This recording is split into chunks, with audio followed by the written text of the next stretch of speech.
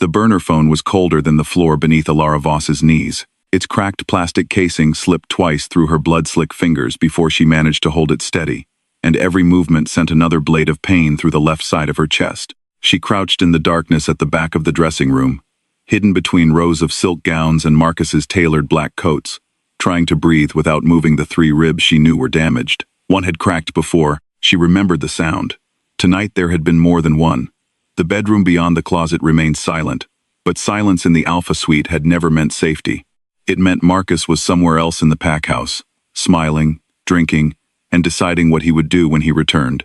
He had left her sprawled beside the fireplace, with one warning delivered in the calm voice he used when discussing trade agreements. "Be composed when I come back, or I'll break the other side." Ilara pressed one trembling hand against her ribs and forced herself to focus on the small screen. The phone had been hidden behind a loose strip of cedar molding for almost 3 years. She had bought it through a human delivery driver and charged it only when Marcus traveled beyond the territory. She had never made a call, never sent a message. For years, simply knowing the phone existed had been enough. It was proof that some part of her had never fully surrendered. Now blood from her split lip dotted the keypad as she typed the first words that came to her. "He broke my ribs." She stopped, staring at the sentence. It sounded too small, too ordinary. 3 years of isolation, fear, and carefully controlled violence, reduced to 4 words that looked almost harmless on a screen. Then she remembered the map on the dining room wall, the missing boundary line, and the page she had stolen from Marcus's office. She added a second sentence. "I found the altered borders." Her thumb hovered over the send button. The number belonged to Alpha King Adrian Blackwell, sovereign of the North American territories, a man she had spoken to once beneath the winter stars in Geneva 5 years ago. Marcus had spent years teaching her that no one would believe her, that no one would risk war for a politically bound Luna, that even the crown respected an Alpha's private authority. Ilara had almost believed him. Then pain shifted beneath her skin as her body tried to heal the bones in the wrong position, and fear became something sharper. If she did nothing, Marcus would eventually kill her. If she sent the message, he might kill her tonight. She pressed send. The screen showed a single word beneath the message. Delivered. Ilara waited. 1 second passed, then another. On the third, the phone vibrated against her palm. A reply appeared. "Lock the door. Hide the ledger. I am closer than he thinks." Ilara stopped breathing. Adrian remembered. He knew what the altered borders meant, and somehow he knew about the ledger. She read the message again, searching for doubt, formality, or the distant caution of a king receiving an inconvenient plea. There was none. The words were in order, but unlike Marcus's commands, they did not tighten around her throat. They gave her something to do, something she could still control. She pushed herself upright, biting hard against the cry that rose in her chest, and dragged the cedar panel back into place over the phone. The ledger was no longer in the suite. That afternoon, before the diplomatic dinner, she had hidden it inside a hollow section of the old nursery wall, a room Marcus never entered because he hated reminders that Ilara had failed to give him an heir. She had found the book 6 weeks earlier among the possessions left to her by her father, former keeper of Blackridge's treaty records.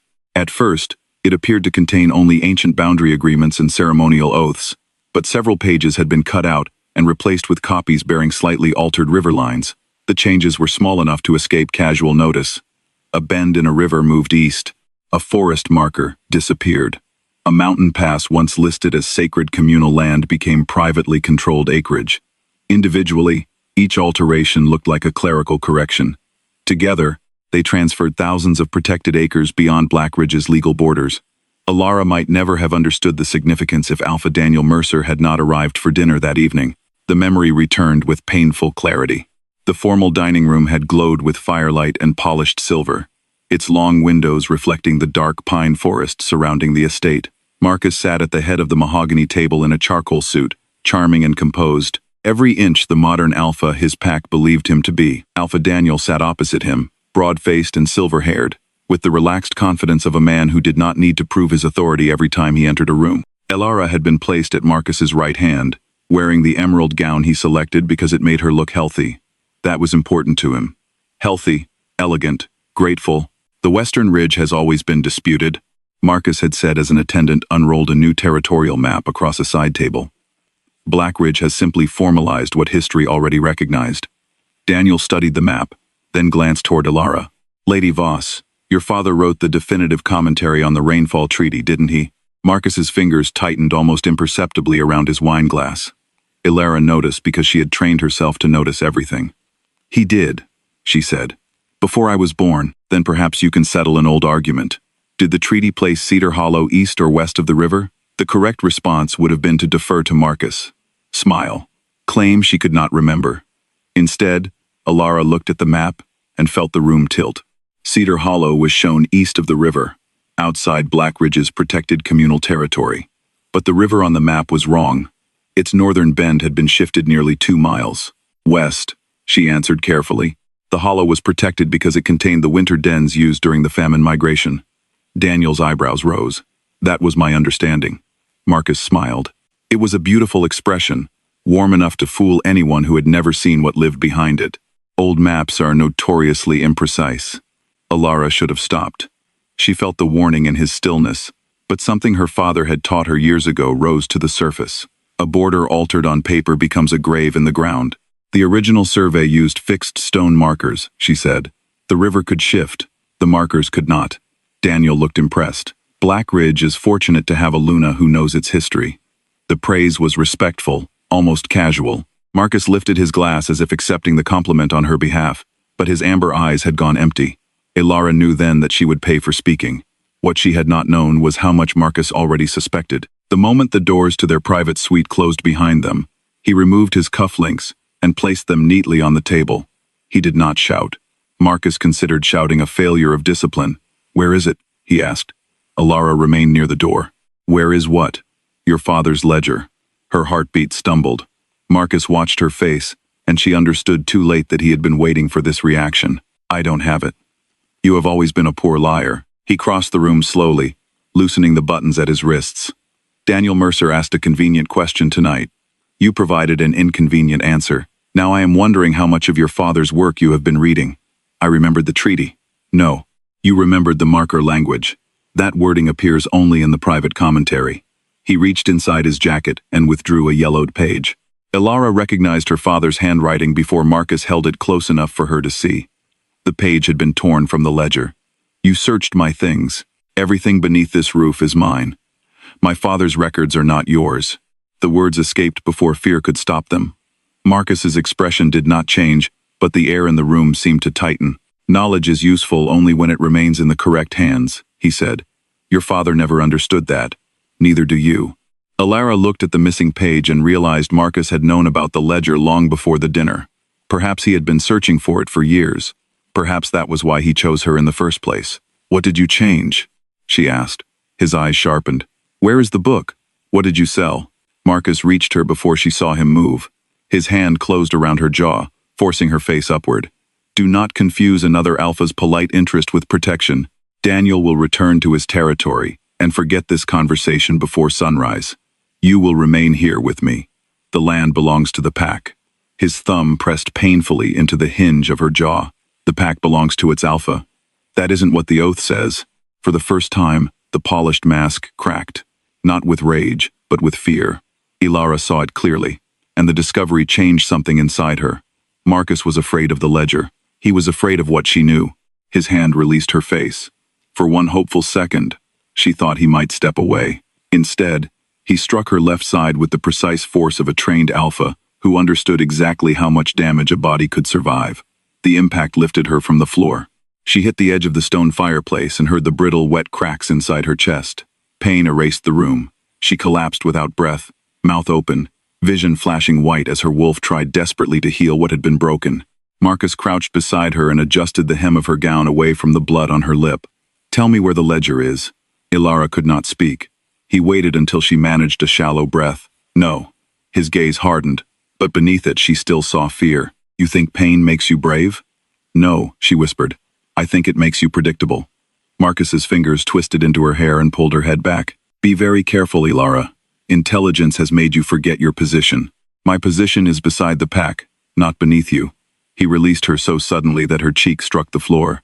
Then he stood, straightened his vest, and looked down at her with controlled disgust.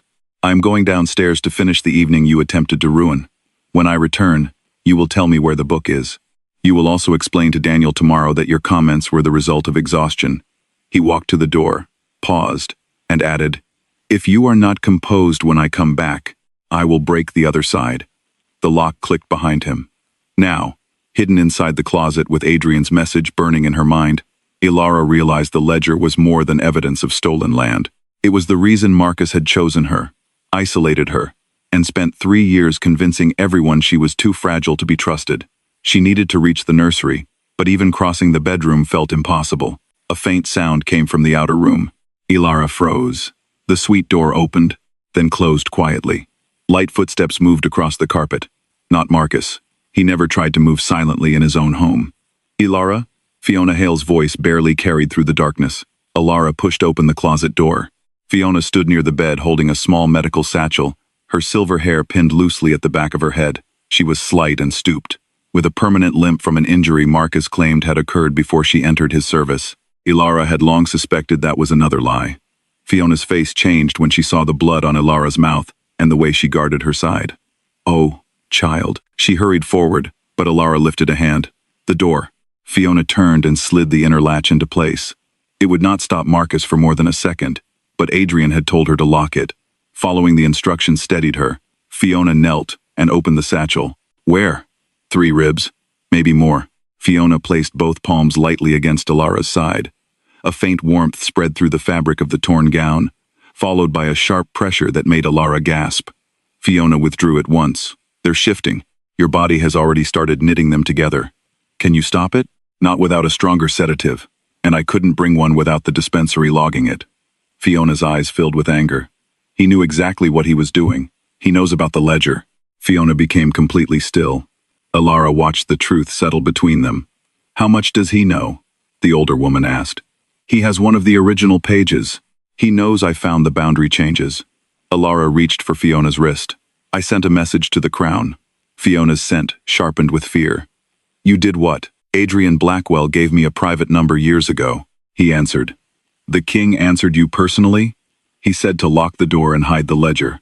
He said he is closer than Marcus thinks." Fiona looked toward the bedroom entrance as though royal soldiers might already be waiting beyond it.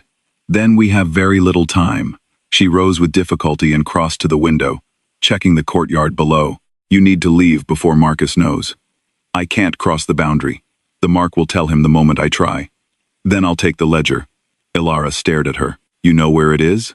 Fiona turned back, and for the first time, the softness left her face. "I know because I helped your father create the hidden archive compartments. I served as a junior keeper in the Royal Archive before Marcus forced me into this house." Ilara forgot the pain for one stunned second. "You were an archivist?" "Until I questioned the first altered transfer." Fiona's hand moved unconsciously toward her damaged leg. "Marcus taught me what happens to people who refuse to correct their memory." The revelation rearranged years of small details. Fiona's perfect handwriting, her knowledge of old laws, the way she always avoided the West Wing where Marcus kept his records. You knew what he was doing. Not all of it, but enough to start keeping evidence. Fiona opened the false bottom of her medical satchel. Inside lay folded pages covered in dates and careful notes. "Every injury I treated, every time he used a command against you, every servant who heard something and was later transferred. I kept copies outside the territory whenever I could."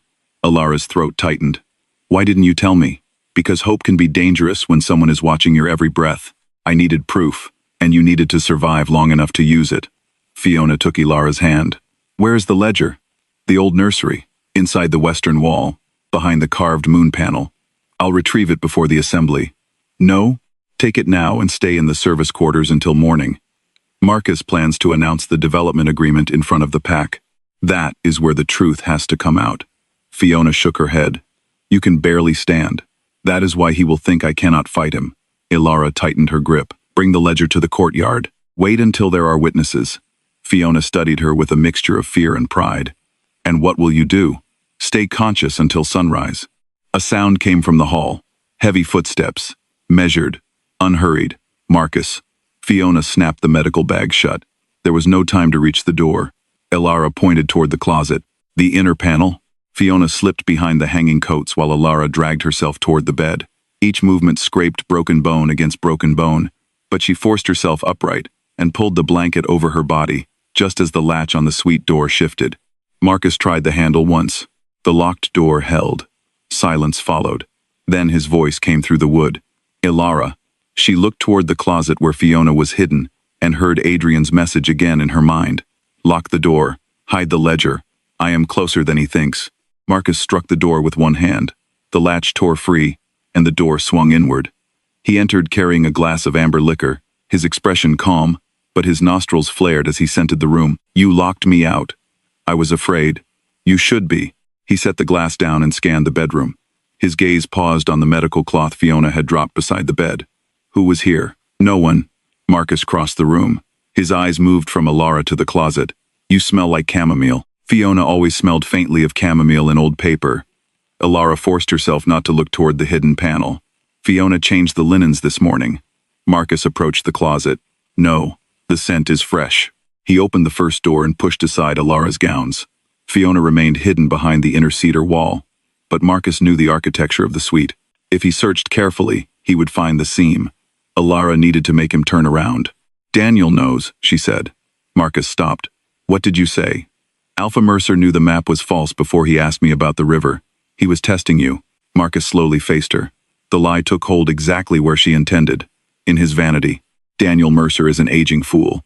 Then why did he bring his own survey copy? Marcus's jaw tightened. He stepped away from the closet. He did not. You were too busy watching me to notice.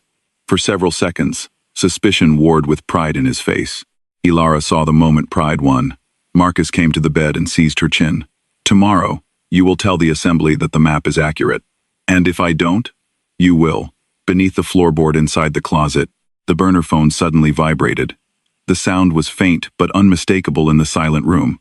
Marcus's hand went still against Ilara's face. His eyes shifted toward the closet, then slowly returned to hers. The charming Alpha disappeared. What remained was the man who had built an empire from secrets and knew one of them had just escaped his control. He leaned close enough for Ilara to smell the whiskey on his breath. Who did you call? Marcus's fingers tightened around Ilara's chin until pain flared along her jaw. Who did you call? He repeated, each word quiet enough to be more frightening than a shout. Ilara forced herself to breathe through the agony in her ribs and kept her eyes on his. The phone vibrated again beneath the floorboard, a brief mechanical buzz that seemed impossibly loud. Marcus released her and crossed toward the closet. No one, Ilara said. He stopped with one hand on the door. You are becoming careless. You are becoming paranoid. The insult landed exactly where she intended. Marcus turned slowly. Ilara saw anger ignite behind his amber eyes, but she also saw hesitation. He wanted to search the closet. He wanted to know who she had contacted. Yet more than that, he wanted to prove that nothing in his house could frighten him. Paranoid? He asked. Alpha Mercer arrived with questions about boundaries you altered. And now you are tearing apart your own bedroom because you heard a noise. Marcus's expression sharpened. You said Daniel brought a survey copy. He did. You never saw one. Neither did you. Ilara let the lie settle. Perhaps he kept it in his coat. Perhaps he already sent it to the council. You were too busy trying to control the room to notice what was happening inside it. Marcus moved away from the closet.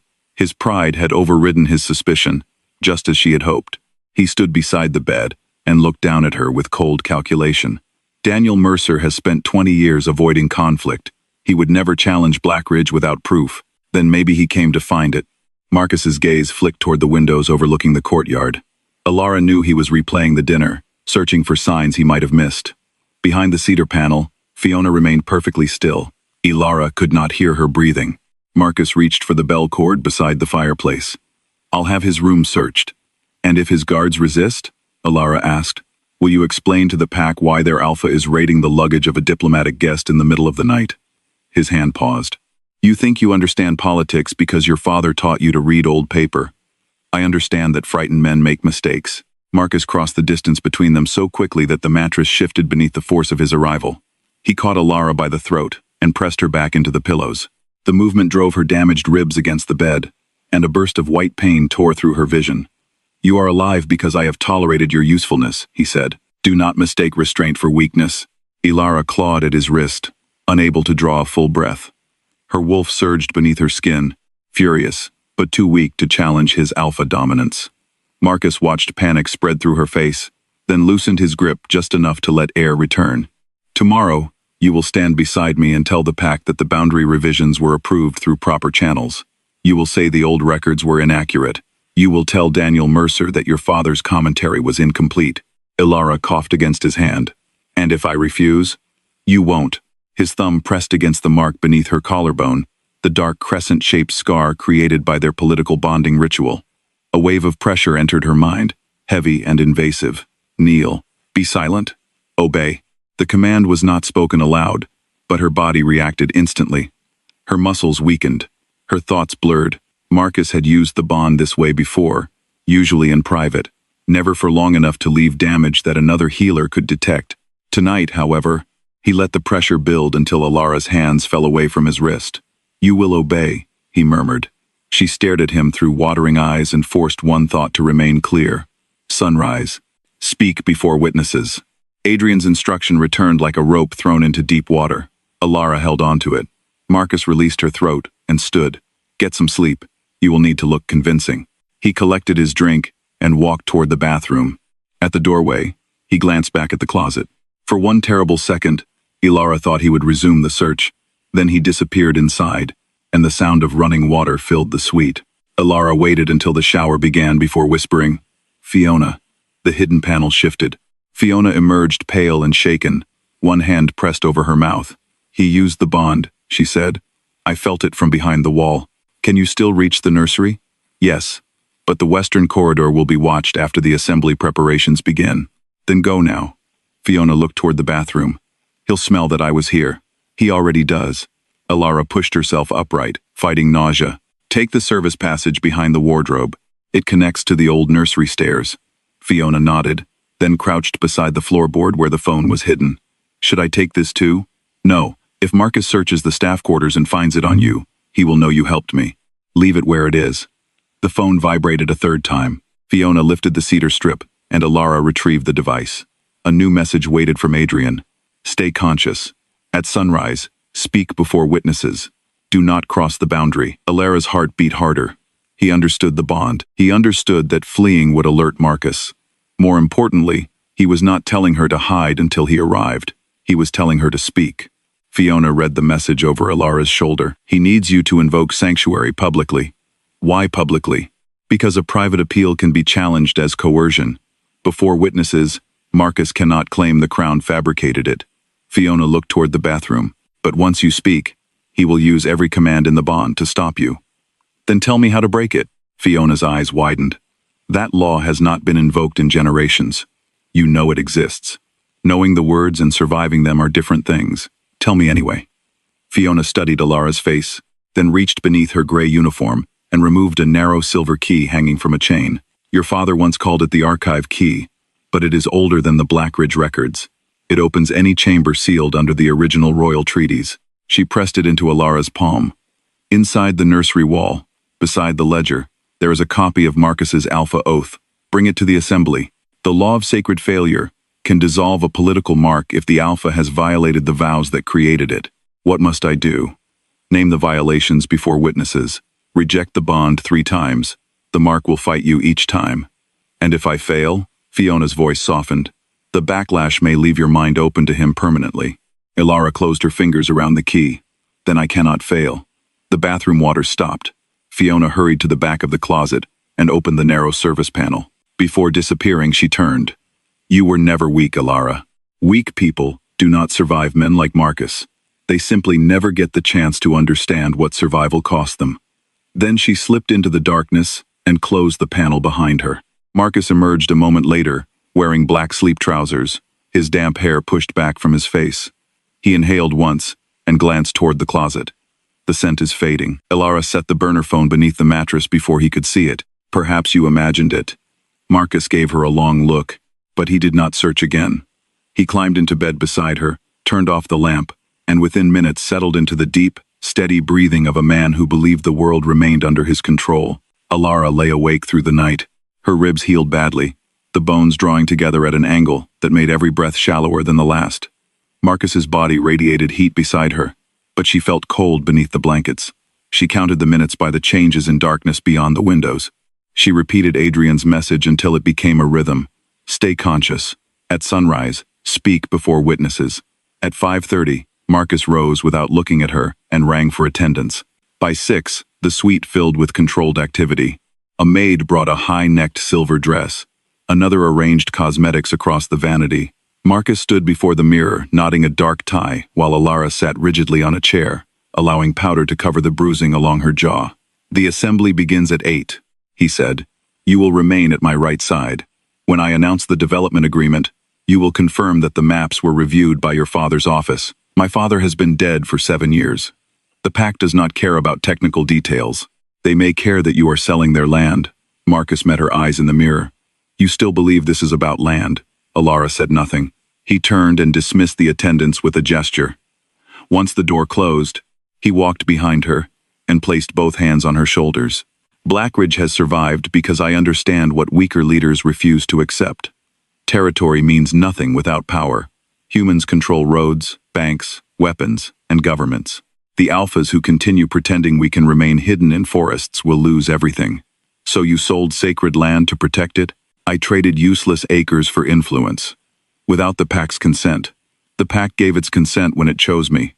Alara looked at his reflection. "They chose an alpha, not an owner." His fingers tightened, then relaxed. "Today I will announce that you are stepping back from your duties because of emotional exhaustion. Dr. Hale will confirm that you require rest." "Fiona is not a doctor." Marcus smiled faintly. "By noon, no one will care what she is."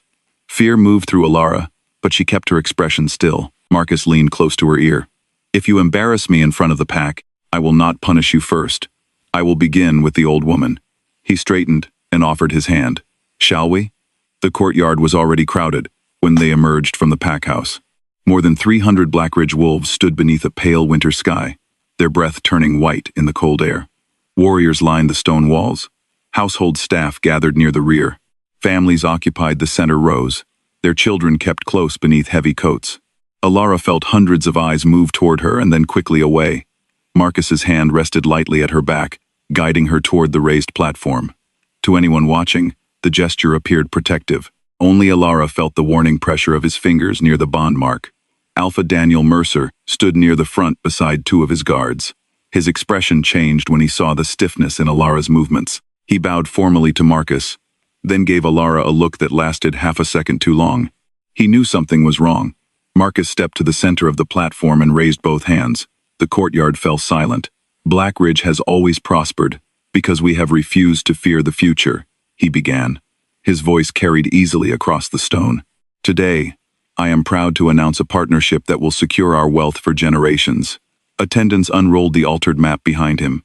Alara scanned the crowd for Fiona but did not see her. Marcus continued, describing roads, jobs, and trade agreements. He called the sacred forest undeveloped land. He called the human corporation a neutral partner. He called secrecy necessary for pack security. Each lie was delivered with confidence. The wolves listened because they had been trained to believe confidence and truth were the same thing. "Before we proceed," Marcus said, turning toward Alara, "there is a personal matter I must address. My Luna has carried tremendous responsibilities during a difficult season. Out of concern for her health, she will temporarily surrender her administrative authority and withdraw from public duties." Murmurs spread through the courtyard. Marcus extended his hand. Alara, this was the moment he had planned. She was supposed to take his hand, smile, and confirm her own disappearance. Instead, she stepped away from him. The movement was small, but the courtyard went completely still. Marcus's smile remained in place. "You are tired," he said softly. "Stand beside me." The bond tightened. Alara felt his command press against her spine. She looked past him at the map. "The western boundary is false." A gasp moved through the crowd. Marcus's smile vanished. Alara continued before fear could close her throat. Cedar Hollow, the winter dens, and the northern waterway were removed from the protected territory without a pack vote. The development agreement is not legal. Marcus laughed, but the sound was too quick. "My wife has been unwell. She fell last night and has not slept." "I did not fall." Alara placed one hand against her ribs. "You broke them when I refused to tell you where I hid the original ledger." Daniel Mercer stepped forward. "Alpha Thorn, perhaps the Luna should be examined by an independent healer." "This is an internal matter," Marcus snapped. The mask cracked just enough for the pack to hear the threat beneath his words. Alara searched the rear of the crowd again. This time, she saw Fiona standing beneath the archway, clutching a wrapped bundle against her chest. The ledger.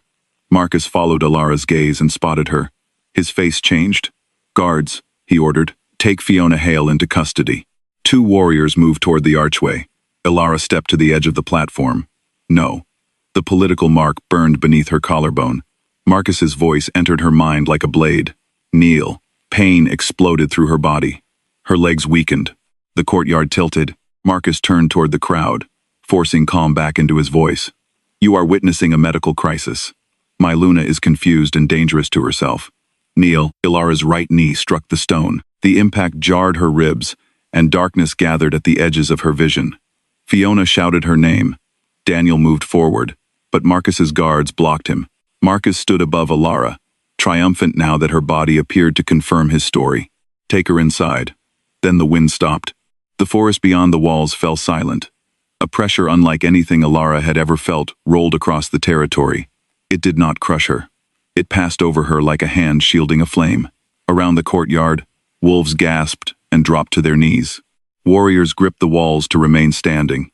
Marcus turned toward the outer gate as the sound of engines rose beyond the trees. 4 armored vehicles came through the entrance in perfect formation. The gate guards did not challenge them. They could not. Royal insignias gleamed silver against the black metal. Doors opened, and royal soldiers stepped into the courtyard, moving with the disciplined silence of predators who had already measured every threat. Captain Ronan Vale emerged first. Then the rear door of the second vehicle opened. Adrian Blackwell stepped out. He was taller than Alara remembered, broad beneath a dark coat, his black hair touched with silver at the temples. His eyes found her immediately. Pure silver light burned in them, but he did not look at her as though she belonged to him. He looked at her as though nothing else in the courtyard mattered until she was heard. Marcus forced himself upright beneath the king's aura. "You have entered Blackridge territory without invitation." Adrian ignored him. He crossed the courtyard slowly, stopping at the base of the platform. His gaze moved once over Alara's pale face, the way she held her ribs, and the knee forced against the stone. Fury tightened his features, but when he spoke, his voice remained controlled. "Ilara Voss, did you contact the crown of your own free will?" Marcus's command slammed through the bond. "Deny it." Alara's mouth opened, but no sound came. Her body strained to obey him. Adrian did not step closer. He did not answer for her. "Look at me," he said. Alara lifted her eyes. "No one here can make this choice for you. Not Marcus, not the council, not even me. Deny it." The pain became unbearable. Alara pressed one hand against the stone and forced herself upright. Every wolf in the courtyard watched. Marcus leaned close enough to whisper, "Say no, or Fiona dies before sunset." Alara looked toward Fiona, who stood with the ledger held against her chest. The older woman gave one slow shake of her head. "Do not surrender for me." Alara turned back to Adrian. "I contacted the crown," she said, her voice trembling but clear. Marcus's command tightened again. Alara drew one shallow breath and spoke louder. "I called of my own free will. I invoke royal sanctuary against Alpha Marcus Thorn." The words struck the courtyard like thunder. Marcus went completely still. Then a new voice cut through the silence. "The invocation is invalid." A royal clerk stepped from the third vehicle carrying a sealed black document. Captain Ronan took it, broke the wax, and read quickly. His expression hardened. "This is a council arrest order," he said, "issued against Alara Voss for conspiracy, theft of protected records, and attempted murder of her alpha." Marcus's confidence returned in a slow, poisonous smile. "You see," he said to the watching pack, "my wife did not call for sanctuary. She called the king because they planned this together." Ronan looked toward Adrian. "The order bears Councillor Silas Crow's signature." Adrian's silver eyes never left Alara. "And what time was it issued?" Ronan examined the seal. 11:40 last night." Alara's blood ran cold. She had not sent Adrian the message until after midnight. Someone on the council had prepared to arrest her before she ever asked for help. For one suspended moment, no one in the Blackridge courtyard moved. Alara remained standing only because she had locked her knees and refused to let Marcus see how violently they trembled. The council arrest order felt heavier than the Alpha command still burning through the mark beneath her collarbone. 11:40. The warrant had been issued before she sent Adrian the message, before she invoked sanctuary, before Marcus publicly accused her of anything. Someone had known what she would discover and had prepared to silence her in advance. Marcus stepped forward, his confidence rebuilding with every second the crowd remained uncertain. "The crown has no authority to interfere with a lawful council order," he declared. "Alara Voss stole protected records, conspired with outside powers, and attempted to create the conditions for my assassination. She should be taken into custody immediately. Adrian finally turned his gaze toward him. The air seemed to harden around the king. You are eager to discuss lawful authority for a man who used a mate command in front of 300 witnesses. Marcus's mouth tightened. A political bond grants an alpha disciplinary authority over his Luna, not to suppress testimony during a sanctuary invocation. She is unstable. Then you should have no objection to independent verification. Adrian looked toward Captain Ronan. Authenticate the warrant. Verify the seal, the registry time, the transmission route, and the clerk who entered it. Ronan nodded once and handed the document to one of the royal officers. No one leaves the courtyard until the process is complete. Marcus's guards shifted uneasily. Several looked toward the gates, only to find royal soldiers already positioned across every exit. You cannot detain my entire pack, Marcus said. I am not detaining your pack. Adrian's voice remained level. I am protecting witnesses. The distinction moved through the crowd. Alara felt it in the way people began lifting their heads.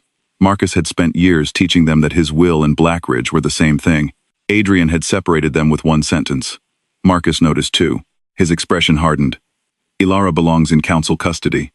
Ilara belongs to no alpha and no council chamber until her appeal is heard. Adrian's silver eyes returned to her. Her voice will decide what happens next. The words struck Alara more deeply than any declaration of possession could have.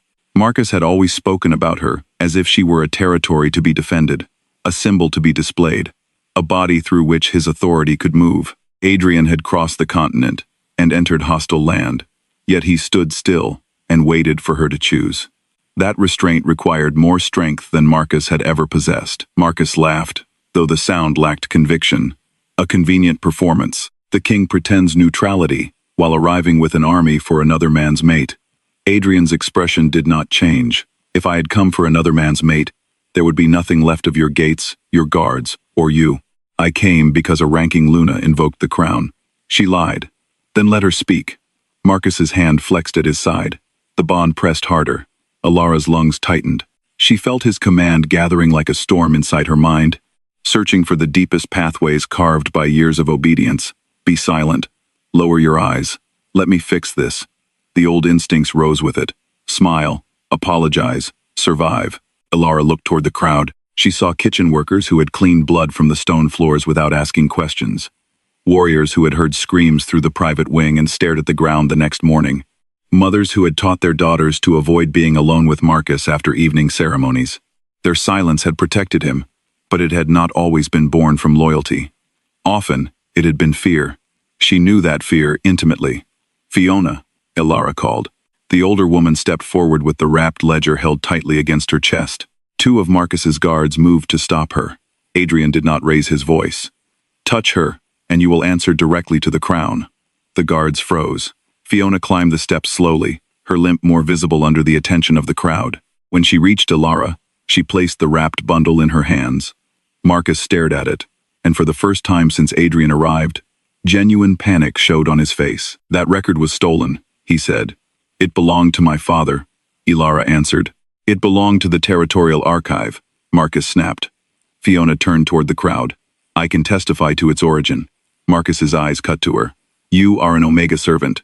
I was a junior keeper in the Royal Archive before you had my rank stripped. Murmurs spread through the courtyard. Fiona unwrapped the ledger and revealed the dark leather cover marked with the original Blackridge seal. 22 years ago, I worked under Alara's father, Thomas Voss. We preserved the first copies of the Rainfall Treaty and the land oath signed by every Blackridge Alpha. When Marcus Thorne began altering the transfer records, I questioned the discrepancies. 2 days later, I was accused of insubordination, removed from the archive, and reassigned to domestic service. Marcus's voice became dangerously soft. Be careful, Fiona. She looked directly at him. I was careful for 12 years. That is why I am still alive. Several members of the household staff lowered their eyes, but not before Alara saw recognition pass between them. Fiona opened her medical satchel and removed a stack of folded pages. These are dated treatment records for injuries sustained by Luna Alara over the past 2 years. Fractured wrist, dislocated shoulder, torn ligaments, repeated bruising along the ribs and spine. Each injury was explained as a fall, a training accident, or illness, Marcus scoffed. Unverified notes written by a servant. Then verify them, Fiona said. The healing residue from repeated bone trauma remains in the marrow. Any royal physician can detect it. Dr. Elias Grant stepped out from beside the third vehicle. He carried a silver medical case and wore no expression at all. She is correct. Marcus's face went still. Elias continued. Rapid healing repairs tissue. It does not erase every biological record of repeated trauma. If Luna Elara consents to examination, I can determine whether her injuries are consistent with falls or targeted strikes. Adrian looked at Elara, not Marcus. Do you consent? The question was simple, but it nearly broke her. No one had asked her permission in years. She nodded. Yes. Elias approached the platform and stopped an arm's length away. May I examine your ribs? Yes. He placed 2 fingers gently against her side, then closed his eyes. Warmth spread through Elara's body, followed by a sharp pulse. Elias withdrew almost immediately. 3 fractures, 1 fully broken, all partially fused out of alignment. The angle and force pattern are consistent with a deliberate strike from a dominant wolf. A sound of outrage moved through the pack. Marcus raised his voice. She could have injured herself to frame me. The oldest fracture is 11 months old, Elias replied. The others are recent. Unless she has been planning this conspiracy for nearly a year while repeatedly breaking her own bones, your explanation is medically absurd. Someone in the crowd laughed once, bitterly. Marcus turned toward the sound, and the laughter stopped. But something had changed. His fear no longer controlled the courtyard completely. Elara opened the ledger. The pages trembled in her hands, though she could not tell whether from pain or anger. The western boundary records were altered in 5 places, she said. Cedar Hollow, the Northern Waterway, the Winter Dens, the Crow Ridge Pass, and the land surrounding the old silver mine. Each transfer removed protected territory from pack control and placed it under private holding companies. Daniel Mercer stepped forward from the crowd. My surveyor found human equipment near Crow Ridge 3 weeks ago. Blackridge patrols denied us access. Marcus turned on him. You had no authority to inspect my borders. I had authority to confirm whether your excavation was poisoning the river entering my territory. Daniel's voice hardened. You told me the equipment belonged to a conservation project. It does. Elara held up one of the replacement pages. Then why is the buyer listed as Alder North Resources? Daniel's expression darkened. Even some of Marcus's senior warriors looked confused. Elara continued, gaining strength with each word. Alder North is owned by 3 shell companies. One shares a registered address with a human weapons contractor. Another transferred funds to Blackridge security accounts 2 days before the rogue attacks near the southern boundary. The crowd erupted into overlapping voices. Marcus raised both hands. Silence. The Alpha command rolled outward. Most of the pack quieted instantly, but not all. A low growl came from somewhere among the warriors. Marcus heard it. His eyes widened slightly. Elara turned to the first page of the ledger, where an older document had been stitched into the binding. This is the oath Marcus signed when he took the Blackridge title. Marcus stepped toward her. Adrian moved between them before he crossed half the distance. He did not touch Marcus. He simply stood there, and the Alpha stopped. She is reading a legal record, Adrian said. You will listen. Elara found the line Fiona had marked with a strip of faded blue cloth. Her voice shook at first, then steadied.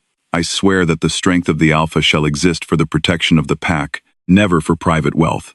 I swear that no command shall be used to conceal betrayal. I swear that the Luna beside me shall stand as witness, counsel, and equal guardian of the territory.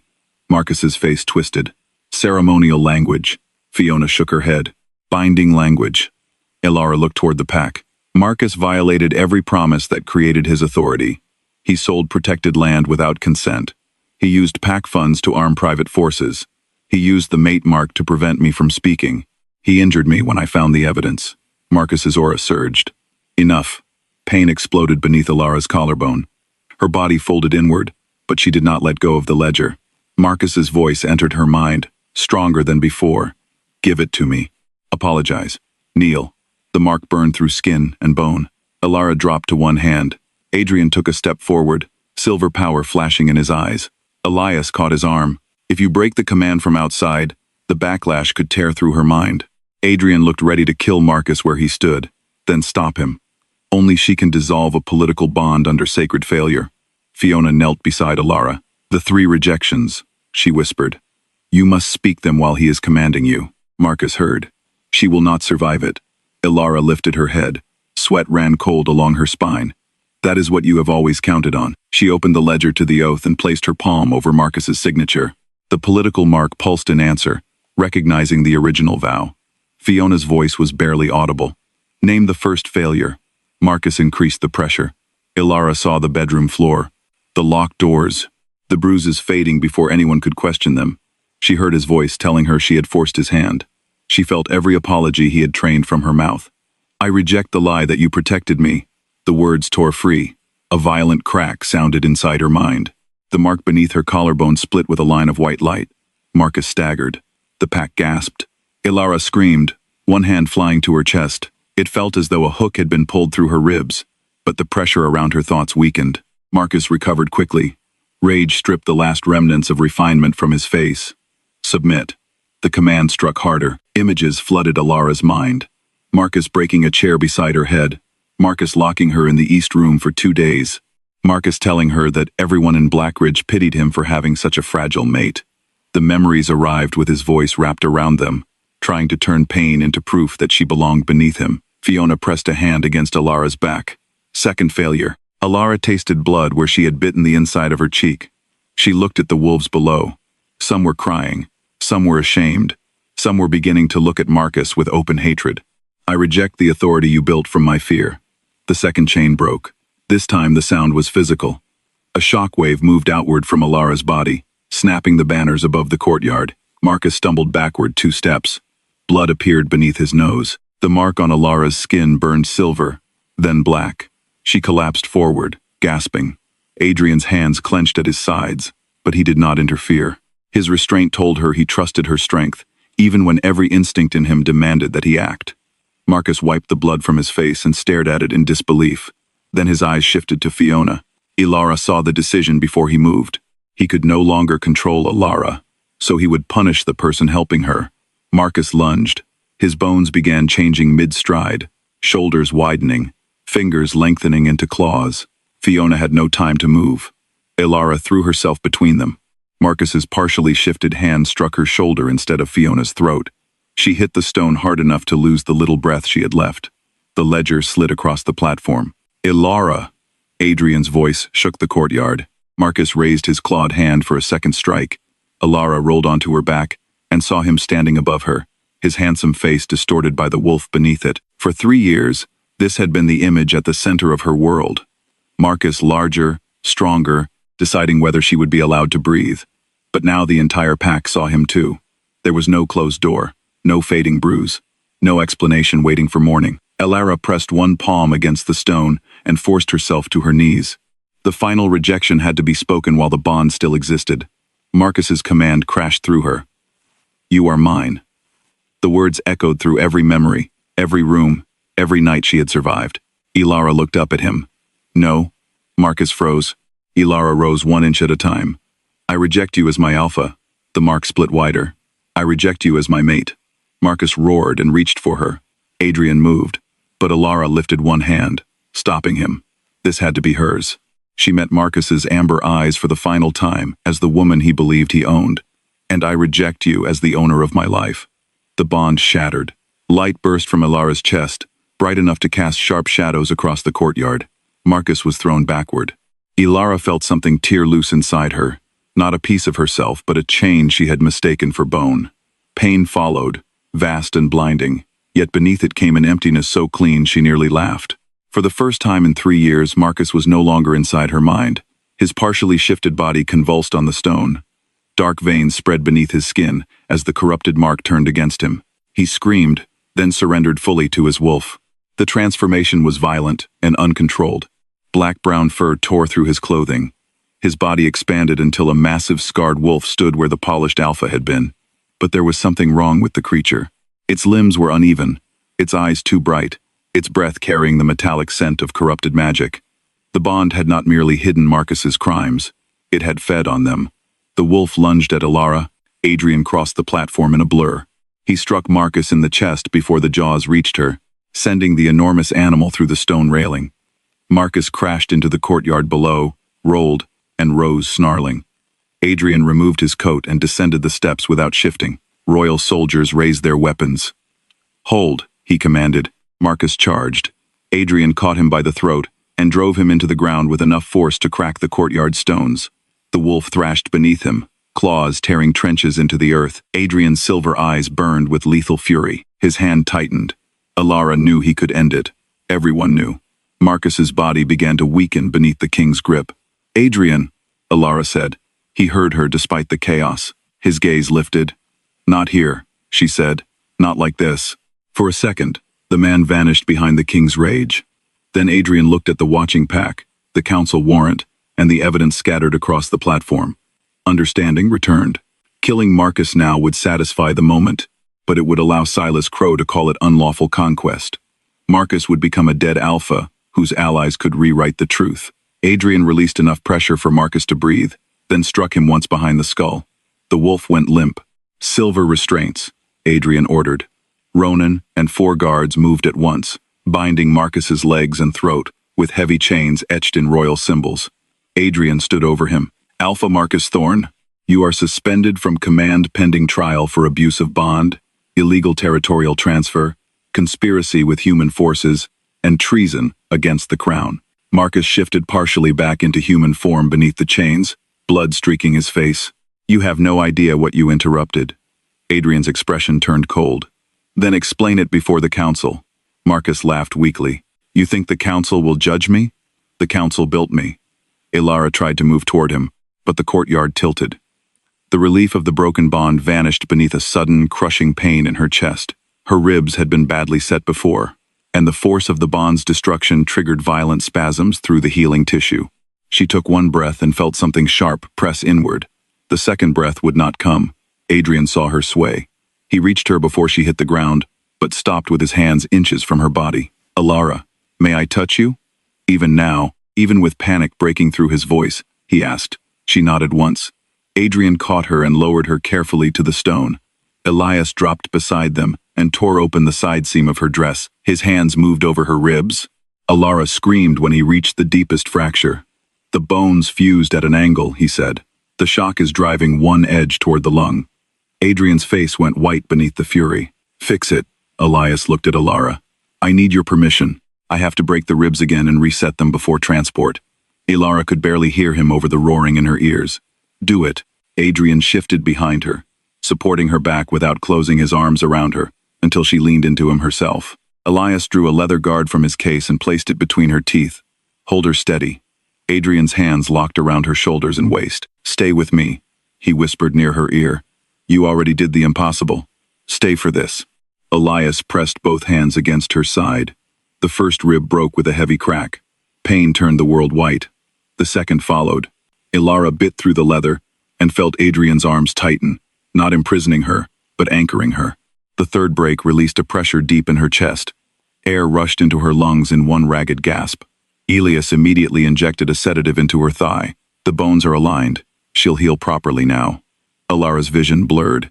She heard Fiona crying nearby, heard the pack whispering, heard Adrian tell someone to secure the evidence and protect every witness. Then Marcus's voice came from below the platform, rough with pain but still carrying. "You think I was building an army against you?" Adrian looked toward him. Marcus smiled through the blood on his teeth.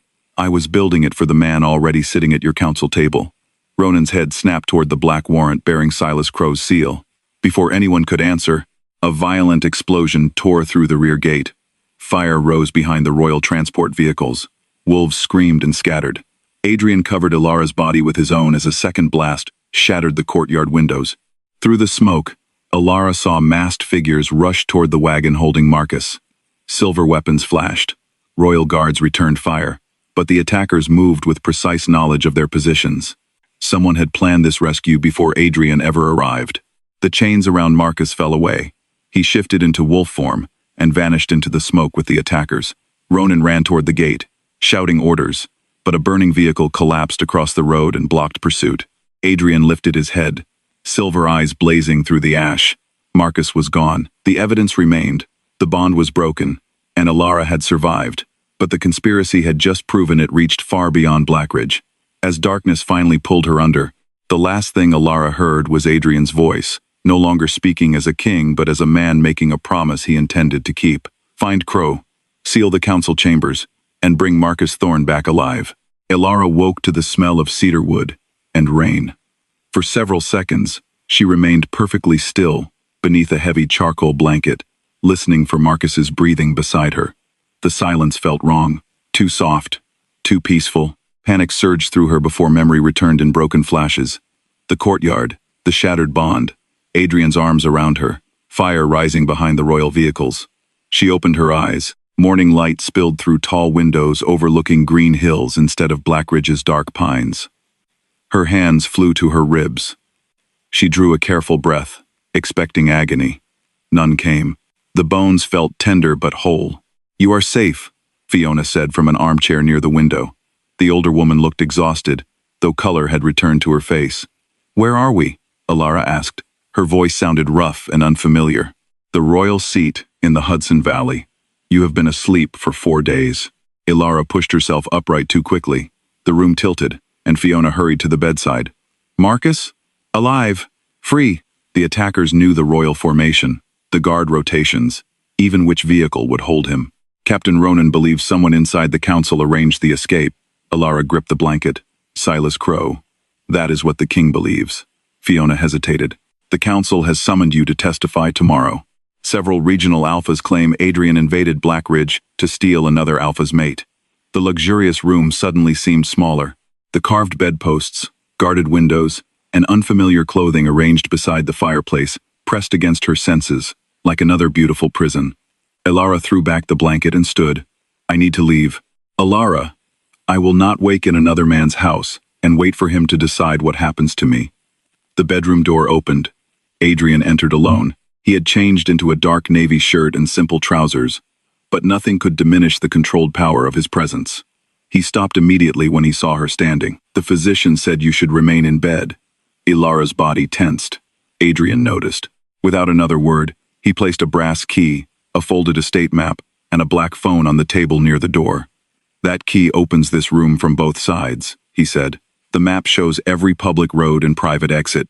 The phone has direct lines to Ronan, Fiona, Dr. Grant, and a driver who will take you anywhere you choose."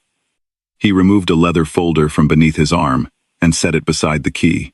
"Your identification, access to an independent account, and written authorization to leave royal territory without permission." Ilara stared at the objects. "Why?" "Because guards should keep danger out, not keep you in." His voice softened.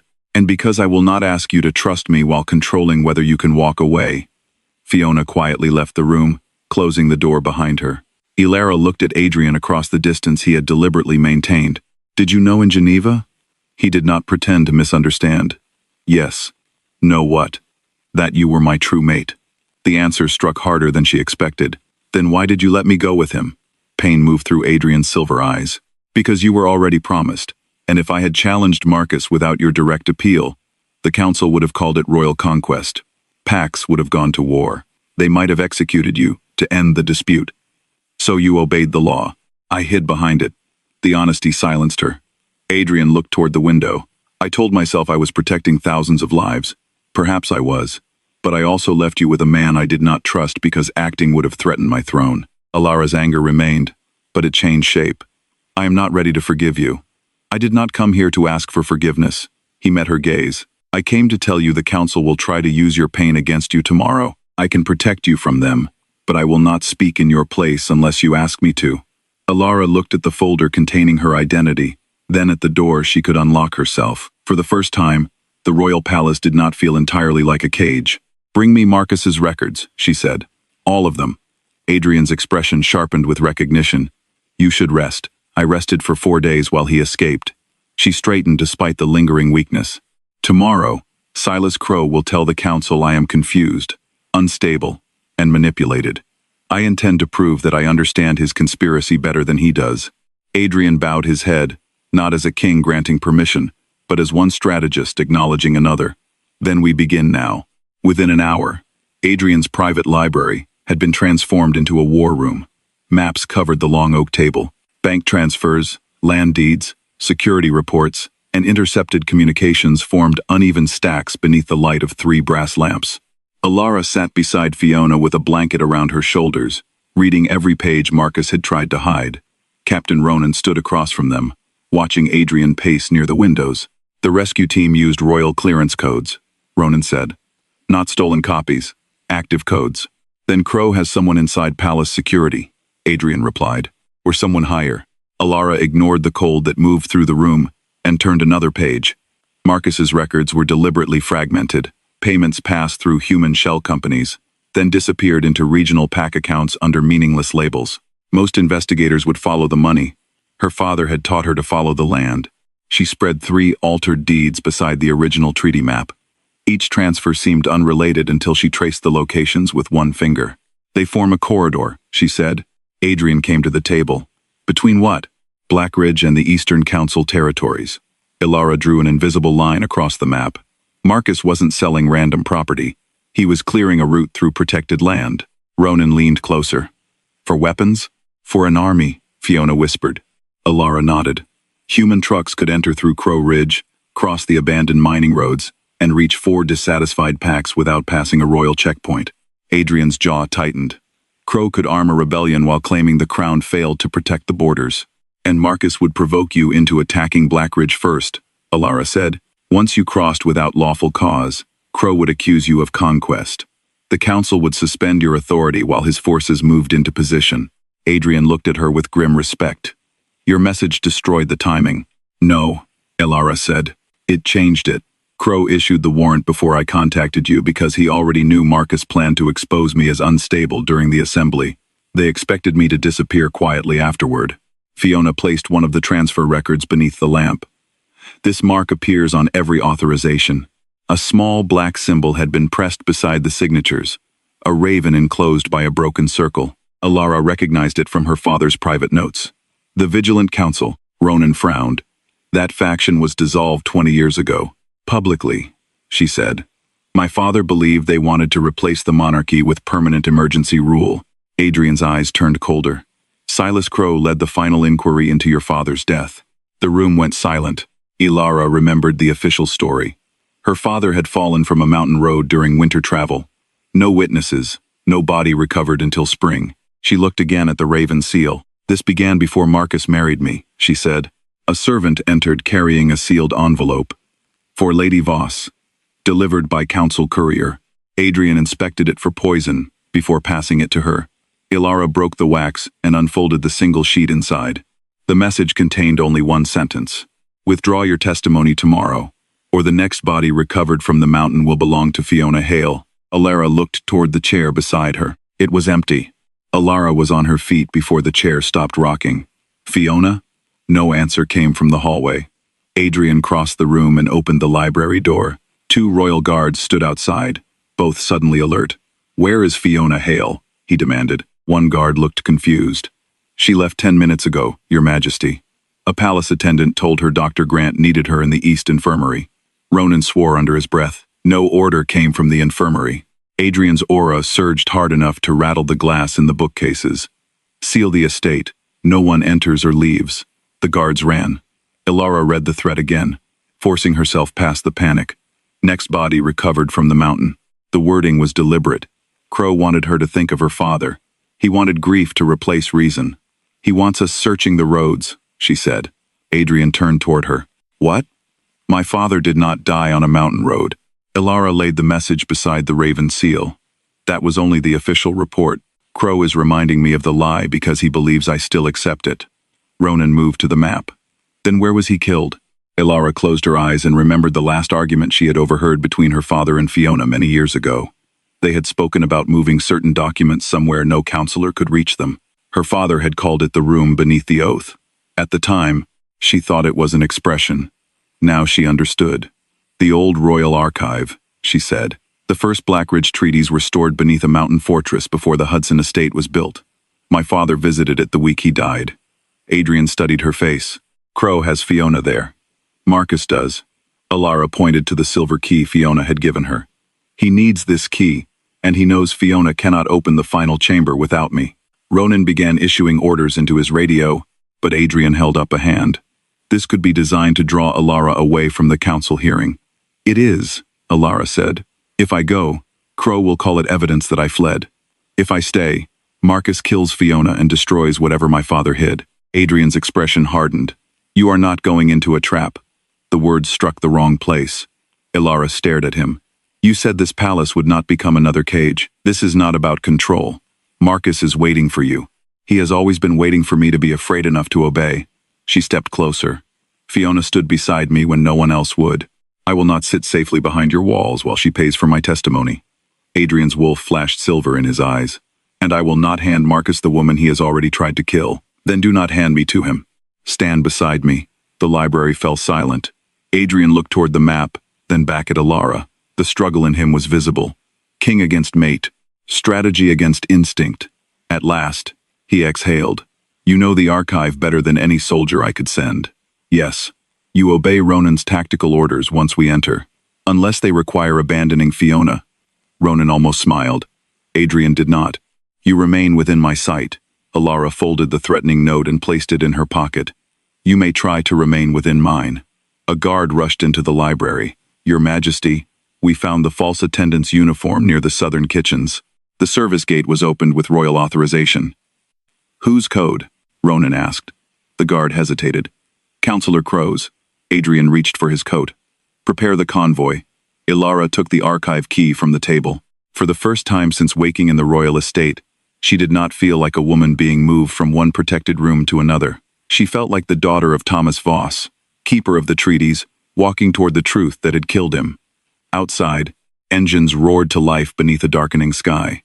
Somewhere beyond the Hudson Hills, Marcus Thorne was waiting in the ruins of the old archive with Fiona, her father's secrets, and an army that had been preparing for war long before Alara ever sent her message. The convoy left the Hudson estate under a moonless sky. Adrian's armored vehicle led, followed by 2 transports carrying royal guards and a medical unit. Alara sat opposite Ronan in the rear cabin, the archive key clenched inside her palm. Adrian remained beside her, but did not speak. He had spent the first 20 minutes reviewing security reports, access routes, and the names of every council official who might have aided Crow. Yet beneath the controlled movements, Alara could feel the violence of his restraint. Every mile brought them closer to the man who had broken her ribs, escaped royal custody, and taken Fiona. Adrian wanted Marcus dead. Alara understood because part of her wanted the same thing. But vengeance alone would not expose the system that had protected him. The fortress has 3 known entrances, Ronan said, unfolding an old architectural plan across his knees. The western bridge collapsed decades ago. The northern tunnel is narrow enough for only one wolf at a time. The southern gate is the obvious approach. Which means Marcus will expect you there, Alara said. Ronan nodded. We divide the force. I take the southern gate. The king enters from the north. Adrian looked at Alara. You remain with the medical team until the lower level is secured. No. Alara. The archive key opens the treaty chambers, but the locks are not mechanical. They respond to the sequence of the old oaths. Without me, you may reach the lower level and still lose hours. Ronan studied the map. Can you guide us from outside? No. The inscriptions change depending on which chamber has been sealed. Adrian's jaw tightened. Then you enter after the guards clear the first passage. Alara accepted the compromise with a small nod. She did not mistake it for permission. It was strategy. 2 hours later, the mountain fortress appeared beyond the trees, a broken black silhouette against the clouded sky. Stone towers rose from the slope, like the remains of enormous teeth. No lights burned in the upper windows, but Alara spotted movement near the southern wall. They know we're here, she said. They knew when we left the estate, Ronan replied.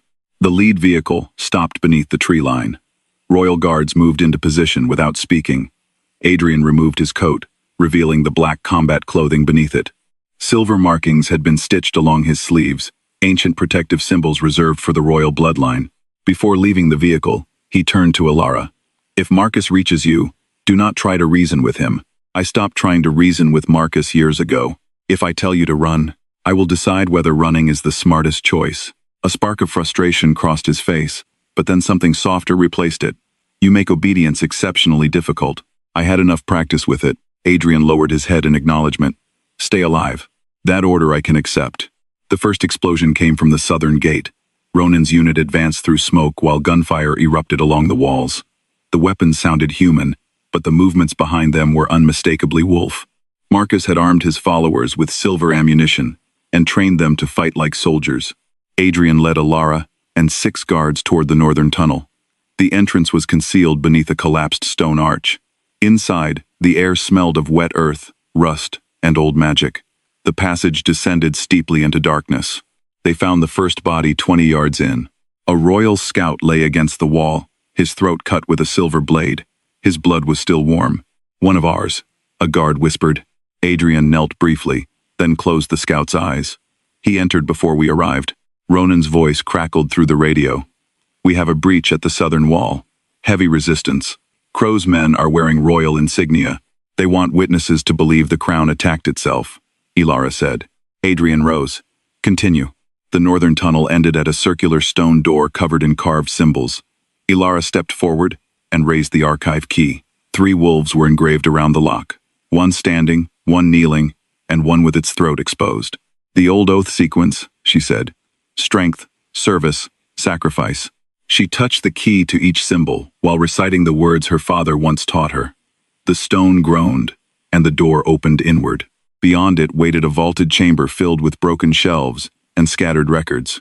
At the far end, Fiona sat bound to a chair beneath a hanging lantern. Blood darkened one side of her face, but she was conscious. "Ilara, no," she shouted. Marcus stepped from behind a pillar and pressed a silver knife to Fiona's throat. He looked thinner than he had in the courtyard, his face marked by the shattered bond. Dark veins spread from his neck toward his jaw, and his amber eyes burned with a feverish light. "You came," he said. Ilara moved one step into the chamber. Adrian remained close behind her. "You knew I would," Marcus smiled. "That was always your weakness. You cannot bear to let someone else suffer for your choices." "No," Ilara said. "That was the lie you used to control me." A second figure emerged from the shadows. Counselor Silas Crow wore formal black robes beneath a leather combat coat. The raven seal gleamed at his throat. "The council hearing has already begun without you," Silas said. "By dawn, Adrian Blackwell will be declared unfit to rule. A king who abandons his own trial to chase a former mate into the mountains looks dangerously unstable." Adrian's silver eyes narrowed. "You forged a warrant, armed a rebellion, and infiltrated royal security." Silas spread his hands. "I preserved the council from a monarch who mistakes personal desire for law." Ilara looked past him at the sealed iron door behind Fiona. Her father's final archive was there. Marcus and Silas had not brought her only to silence her testimony. They needed her to open it. "What is inside that chamber?" she asked. Silas's expression shifted almost imperceptibly. Marcus pressed the blade closer to Fiona's skin. "The original sovereign accords. Your father hid the pages proving the council once held authority above the crown. Open the door, and Fiona lives." Ilara understood then. They did not merely want to remove Adrian. They intended to rewrite the foundation of Lycan law using incomplete records. "My father died protecting those documents from you." Silas smiled without warmth. "Your father died because he confused truth with power." Fiona lifted her head. "Do not open it, Ilara." Marcus's knife drew a thin line of blood across her throat. Ilara stepped forward. Adrian caught her wrist. Not hard enough to stop her, only enough to ask. She looked at him. "Trust me." After one long second, he released her. Ilara approached the sealed chamber with the archive key visible in her hand. Marcus watched her carefully. Certain fear had finally made her obedient again. He had never understood that survival had taught her more than endurance.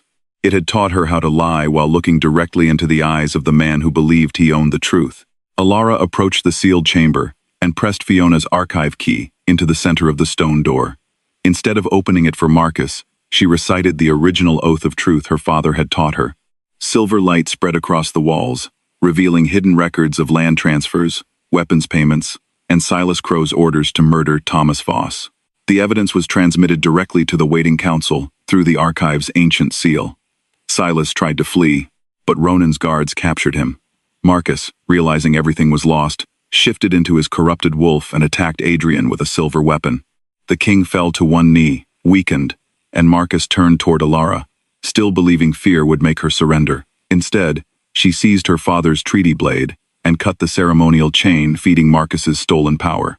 His wolf collapsed into its natural form. Adrian subdued him, then stepped back and allowed Ilara to pronounce judgment. Before the gathered wolves, she stripped Marcus of his title, his territory, and every right granted by the political bond. Marcus attempted one final attack, forcing Adrian to kill him in lawful defense of Ilara and the crown. Fiona was freed, Silas was arrested, and the conspiracy inside the council collapsed. Ilara refused to replace Marcus with another absolute alpha. She created a temporary governing council for Blackridge and demanded a new law, allowing any abused wolf to invoke royal sanctuary. Months later, after choosing her own work, home, and future, she freely accepted Adrian as her true mate. Standing before Blackridge, she took a full, painless breath and declared that no crown would ever again protect a ruler from the truth. The pack knelt, not from fear, but from respect.